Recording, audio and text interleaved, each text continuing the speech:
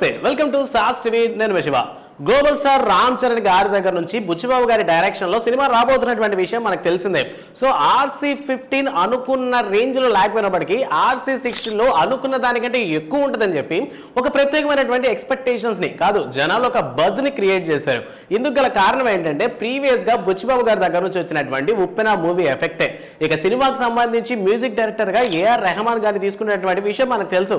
ఇక మధ్యలో కొన్ని రూమర్స్ వచ్చాయని అనుకోండి, అంటే రెహమాన్ గారు తప్పుకుంటున్నట్లు, సో ఆ ప్లేస్ లోకి DSP గారు ఎంటర్ అయినట్టు మొత్తం టాక్ నడిచింది. బట్ ప్రెసెంట్ వచ్చినటువంటి అప్డేట్ ఏంటంటే సినిమాకి సంబంధించి సాధారణంగా ఈ మధ్య కాలంలో సింగర్స్ కంటే కూడా యాక్టర్స్ సాంగ్ పడ్డామని చాలా కామన్. సో రీసెంట్ గా సంక్రాంతికి వచ్చినటువంటి సంక్రాంతికి వస్తున్నటువంటి సినిమాలో కూడాను అనిల్ రావిపూడి గారి మీద కాస్త ప్రెజర్ పెట్టి ఆయన ఒక సాంగ్ పాడారు. అండ్ సాంగ్ అయితే బ్లాక్ బాస్టర్ హిట్ అయింది. సో ఈ క్రమంలో హీరోలు పాడినటువంటి పాటలు కూడా ఒక సెన్సేషన్ క్రియేట్ చేస్తుండటంతో మొత్తం మీద బుచ్చిబాబు గారు ప్రెజర్ చేసి రామ్ చరణ్ గారితో ఈ RC16 లో ఒక పాట పాడించబోతున్నారంట. సో వినడానికి చాలా వైలెంట్ గానే ఉంది. ఎందుకంటే మరి రామ్ చరణ్ గారిది అంత సాఫ్ట్ గొంతేం కాదు. రాజమౌళి సినిమా హీరో ఎలా ఉండాలో సో అలా ఉంటారనమాట ఆయన.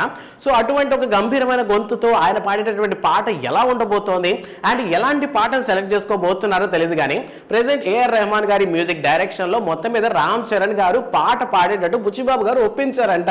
సో వినడానికి కాస్త వేడిగా అనిపించింది అనమాట. సో ఇప్పటి వరకు చాలా మంది హీరోస్ పాడారు. ముఖ్యంగా మనకి తెలుగులో అయితే యంగ్ టైగర్ NTR గారు ఇప్పటి వరకు నాకు తెలిసి ఎక్కువ సాంగ్స్ పాడినటువంటి హీరో. ఇక తమిళ్లో సింబు గారు కూడా ఎక్కువ పాటలే పాడారు. ఇక వెంకీ బాబు కూడా పాటలు పాడారు, నందమూరి బాలకృష్ణ గారు పాటలు పాడారు, చిరంజీవి గారు కూడా పాటలు పాడారు.